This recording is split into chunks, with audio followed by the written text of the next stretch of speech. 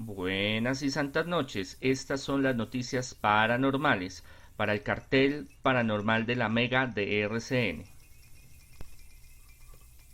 Esta noche analizaremos sobre la mansión Lolory, Madame Lolory, una de las historias más aterradoras que si no hubieran pruebas de su horror y de lo que sucedió en ese tiempo, era de no creer. Y como en estos días están volviendo a abrir las atracciones en Estados Unidos, en especial el turismo de terror o de misterio, que hace unos días les hablé, donde la gente paga sumas importantes por visitar estos sitios y algunos por dormir, pagar 1.000, 2.000, 3.000 dólares por pasar esa adrenalina, vivir esa emoción y ver qué sienten, qué ven. Algunos quedan defraudados porque no sienten nada, otros sí sienten muchas cosas. Y por mucho tiempo esta mansión ha sido eh, un icono de la historia de terror en Estados Unidos y de la que la llaman la viuda negra, la Madame Lolory, y de la historia desagradable, oscura, tenebrosa y también muy injusta y muy cruel con los esclavos afrodescendientes. Entonces, sin más, entremos en materia. Hay lugares, y esto lo hemos hablado en estos días, donde han ocurrido situaciones excresables, situaciones eh, de muerte, de suicidio, de tortura, de dolor, de sufrimiento. Y como que estos lugares quedan encantados, quedan embrujados, quedan hechizados, quedan con una carga energética negativa, aún en entidades, espíritus que se manifiestan. Y hay cosas que están tan profundas en el ser humano que no sabemos cómo poder entender o comprender desde el ámbito de la sociología, la antropología, la psicología, aún la teología. Creer que un ser humano pueda ser tan devastador, tan diabólico, tan infrahumano, tan desagradable, poder eh, llegar a comprender la psique, la mente de estos psicópatas, de estos egocentristas, de estas personas que ocultan su verdadera pasión, su verdadero espíritu de violencia, de mezquindad, de arrogancia y de tortura, donde gozan con el sufrimiento, el gozo de los demás. Entonces estamos hablando eh, específicamente de New Orleans, en el número 1140 de Royal Street, donde está una mansión que en estos días empieza de nuevo a dar la posibilidad de poderla visitar. Si usted quiere ir a visitarla, lo puede hacer porque ya empieza de nuevo el turismo de misterio y de terror que está muy bien organizado en Estados Unidos y que este es un sitio emblemático donde hay mucho mito, mucha leyenda, pero sí, detrás de todo esto hay varias pruebas eh, de todo lo horrible que ocurrió. Es más, ha salido en televisión, en Fox, en American Horror Story. Ha salido en varios capítulos y es muy mencionada en el mundo paranormal, el mundo del misterio, por todas las cosas que ocurren en la actualidad.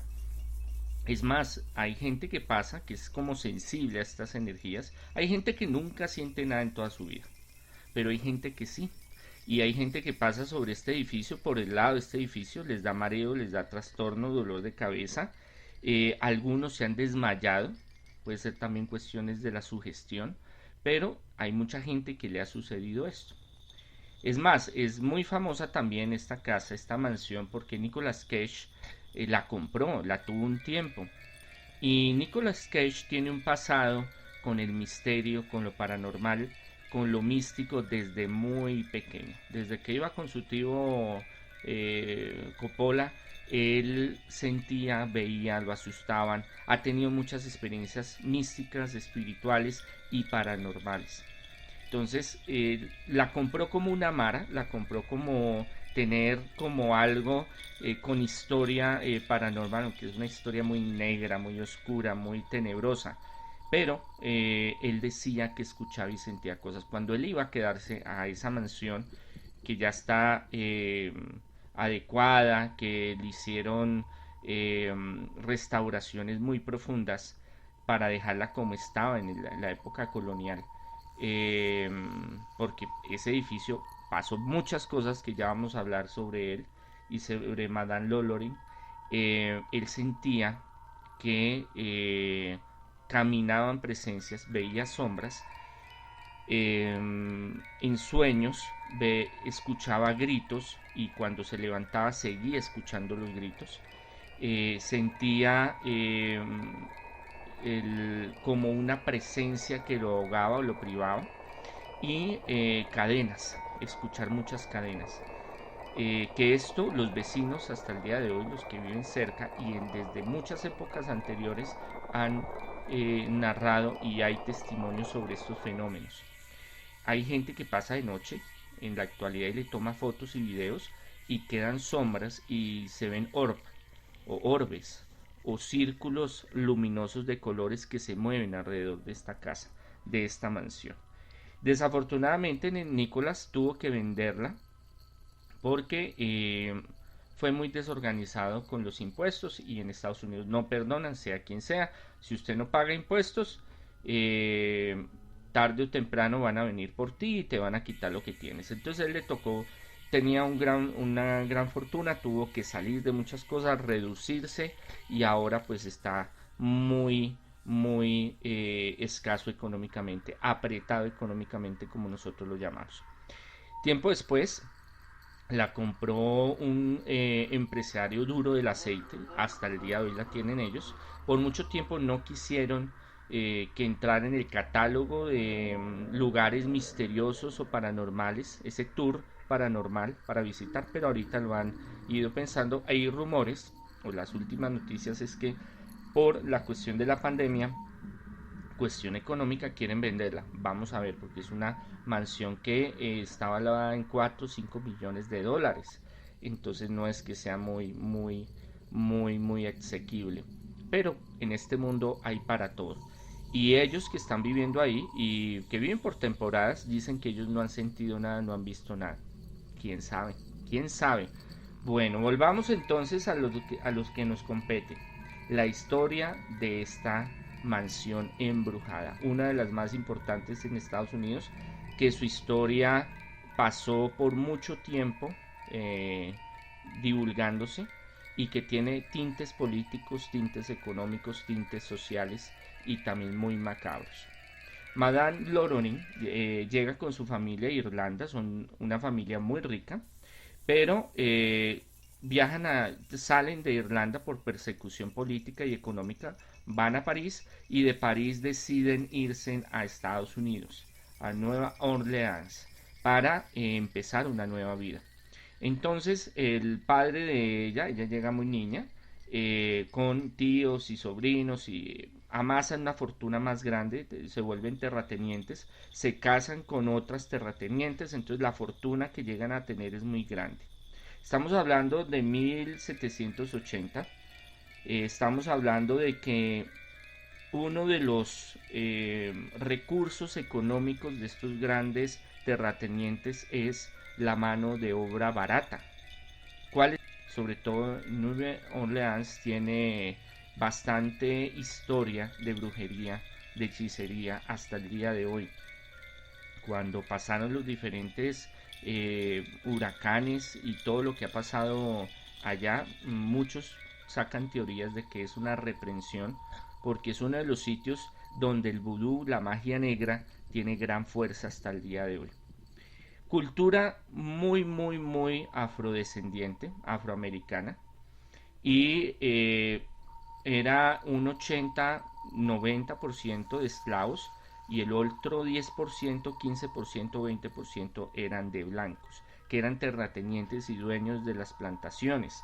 Por un tiempo primero fue colonia francesa y después pasó colonia española y ya después fue americana. Tanto en el códice legal francés como el español como el americano habían algunas mejoras del cuidado de los esclavos, pero esto con plata, con influencias, con poner una cara de que yo no fui, todo esto pasaba y se quedaba en secreto. Madame Loronin estuvo casada varias veces, varios de sus esposos murieron de una forma muy misteriosa, por eso la llaman la viuda negra también. Pero también hay que ver que hay mucho de mito, mucho de leyenda, mucho de cuestión política y económica en el contexto de histórico donde se desarrolla toda esta historia. Tuvo varios esposos, uno de los últimos y donde se dan estos hechos es Louis Loronin, en el cual hereda su nombre, un médico mayor francés que tenía algo de recursos y se junta con ella, pero la vida de ellos no fue muy agradable. En sí, de, de esta mujer, de esta madame, como lo llaman los franceses, no tuvo muy buena vida, no le fue muy bien con sus esposos, había mucho maltrato, hay registros donde sus esposos la maltrataban y en ese tiempo pues era muy normal. Es más, aquí en Colombia hasta el año 50 el hombre tenía derecho sobre su mujer. ¿En qué sentido? Que si había alguna causa, la podía matar y no iba preso, o iba preso un tiempo y salía. Pero estamos hablando de Estados Unidos y en esta época más o menos en el 10 de abril de 1834 se da un incendio donde hay varios que están alrededor, ellos están en un sitio muy bien situado, es un sitio céntrico de Nueva Orleans, donde Royal Street, que es una zona hasta el día de hoy muy popular, muy de alto nivel, ahorita es una zona bancaria, y en ese tiempo era zona residencial y se prende un fuego en la cocina. Tienen que venir de afuera, no es un fuego que arrastre todo, pero sí es un fuego que es fuerte. Tienen que venir los bomberos y de casualidad hay un juez afuera que vive al frente, que él ya tenía algunos rumores de cosas que sucedían y la gente alrededor tenía varios rumores de que uno de los que está al frente de esta mansión ve cómo Madame Loroni corre con un látigo detrás de una niña y esa niña o se resbala o se lanza o algo sucede, se tira del tercer piso y muere. Entonces hay bastantes cosas que está sucediendo. Lo otro es que lo llamaban la pequeña Francia. ¿Por qué? Porque dentro de su mansión y de otras propiedades, porque ellos tenían muchas propiedades, hacían bacanales, hacían orgías, hacían fiestas. El lujo era al máximo nivel que podían llegar. Entonces, en, en cuestión de la sociedad americana que reprochaba, no le gustaba ese estilo de vida, también había una cuestión política, económica, también de cuestión de poder, de comercio de las plantaciones y cuestión también política, porque no estaban de acuerdo con el legado que traía Madame Loroni, una criolla que tenía bastante capital de su padre y de los anteriores esposos que ella tuvo y de Louis Loroni, este francés médico que no la sociedad no lo aceptaba. Él varias veces trató de hacer muchas cosas para que la sociedad de Orleans lo aceptara, pero no lo quisieron aceptar porque veían cosas que no estaban muy bien y también siempre hay una cuestión que es regionalista y una cuestión que es política y económica. Entonces, mmm, se inicia este incendio y Madame Lolorin no quiere que nadie entre, pero la gente está viendo que se está incendiando el segundo piso de su mansión y están desesperados porque puede coger fuerza y se puede llevar las casas de los lados, puede el calor en segundos transmitirse a las otras viviendas. Entonces el juez dice no, le da la autorización a los bomberos para que entren y apaguen el fuego. Lo primero, llegan al segundo piso, entran a la cocina y al entrar a la cocina se dan cuenta que hay una mujer ya de 60 años, eh, afrodescendiente con cadenas, grilletes, en muy mala condición, y que ella les dice que por favor los salven, que ella inició el fuego porque ella tenía miedo. Y eso está en los registros de los testimonios del juicio que se hizo, que este juez tuvo gran parte de influencia en ese proceso de llevar este juicio a cabo. Y ella les dijo, miren, yo tengo gran miedo porque en el tercer piso hay una habitación donde los esclavos que suben no vuelven a salir, y yo me ha maltratado, yo estoy muy mal, yo cometí un error, hice algo mal, pero no fue nada grave, pero por eso inicié el fuego para liberar a los que estaban arriba, porque yo sé que hay ya varios que están sufriendo, y por mí porque yo no quería ir allá. Cuando ellos se dan cuenta de eso, la sacan en unas condiciones reprobables, suben al tercer piso, rompen una puerta y se dan cuenta de una escena totalmente macabra. Yo creo que toda su vida ellos nunca pudieron reponerse de lo que vieron, y del olor que sintieron, y de lo que vieron. ¿Qué encontraron? Encontraron 7 individuos, los cuales estaban torturados, llagados, con este alambre de púas alrededor del cuerpo, algunos mutilados, otros colgados de la pared, con tenían lo que era amarrados con cadenas y con grilletes, que son, pues, y varios en los testimonios que están, que este juez y otros del ambiente legal recogen, habían algunos con muchísimas marcas de golpes y de cortadas, donde las llagas se volvieron llagas, las heridas, habían gusanos porque ya se estaban pudriendo, estaban flacos, cadavéricos, solo les permitían comer cada 2 días unas raciones muy pequeñas como para medio sostenerlos. Y decían que Madame Lorori los torturaba, los castigaba, los dejaba morir ahí. Habían partes mutilados, estaban mutilados y dejaban las partes, los pies, las manos, los dedos por ahí. Era una visión totalmente terrorífica, de las más pesadillas terribles en el mundo para poder entender y comprender realmente la magnitud. Reciben sacarlos, los llevan a prisión a los negritos, pero no es porque los fueran a condenar nada, sino a protegerlos.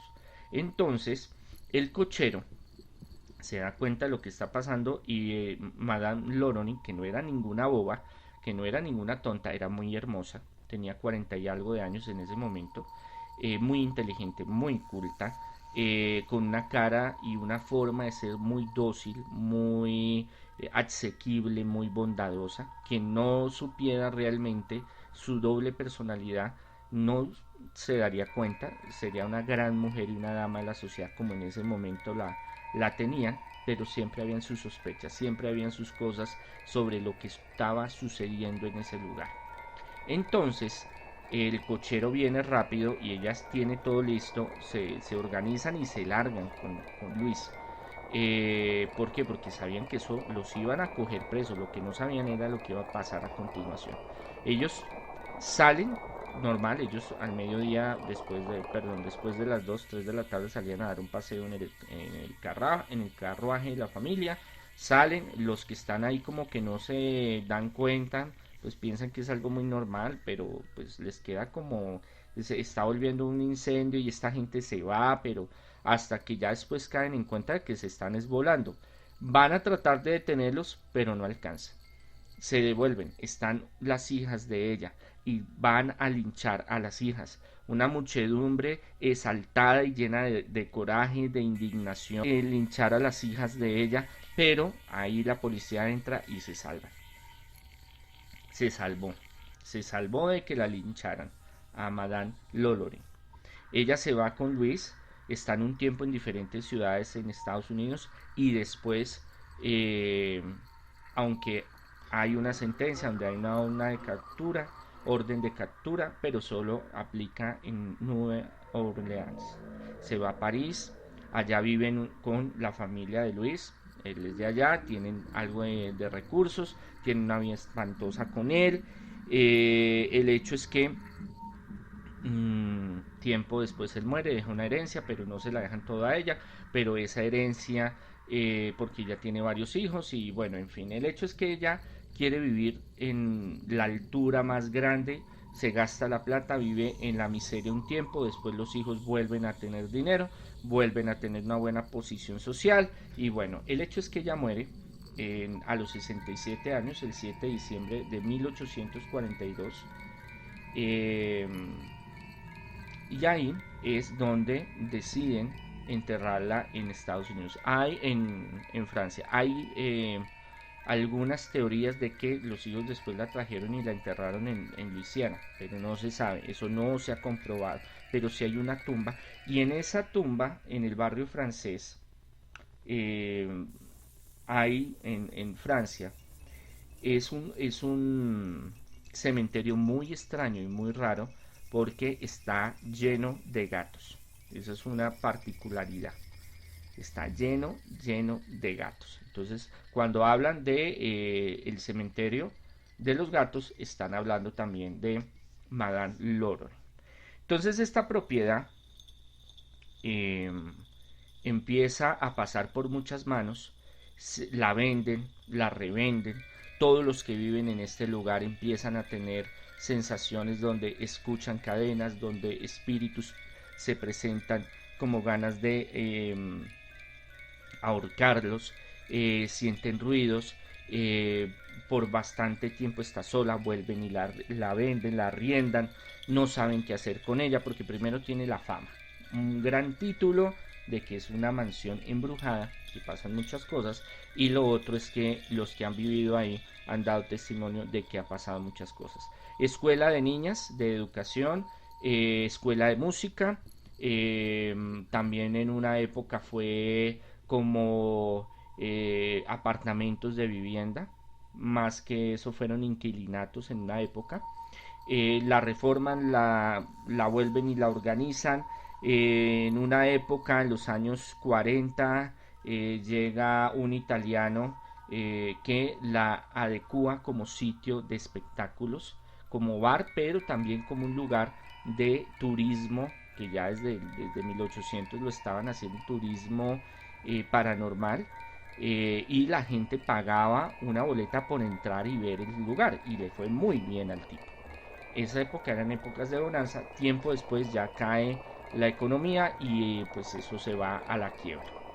Tiempo después vuelven y la venden, la compran y montan un exhibidor de muebles, una tienda de muebles, donde el que llegaba todos los días a abrir encontraba los muebles llenos de fluidos, llenos de una materia viscosa, hipnoplasma lo llaman algunos, un líquido o una especie como de goma, como de algodón de azúcar que no les permitía eh, poder arreglar los muebles. Algunos se dañaban, otros se lograban arreglar y no vendían nada, entonces decidieron cerrarla. Y después, por mucho tiempo, la fueron vendiendo, pasaron manos por manos hasta que se volvió a salir al estrellato con Nicolas Cage y después con este empresario de los aceites. Y este empresario, hace unos años, las últimas reformas que hizo porque quiso volverla a su esplendor original, encontraron todavía restos humanos de esa época. El juez de esa época pone en norma de captura a Madame Loreny y empiezan a investigar por rumores de los mismos que estaban allá encerrados, de los mismos esclavos, y en el patio encuentran cadáveres, en el pozo encuentran el cadáver de un niño y muchas mujeres y niños desaparecieron. Se dice que Luis Lorony y Madame Loreny hacían experimentos también y ella le gustaba, se fascinaba por hacerlos sufrir, que eso no fue siempre. Ella antes, en épocas anteriores, defendió, ayudó, colaboró a muchos de sus esclavos, pero como que algo pasó en su mente y cambió eso para que ella se volviera humanos. Pero dígame, ¿usted qué cree? ¿Usted visitaría este lugar?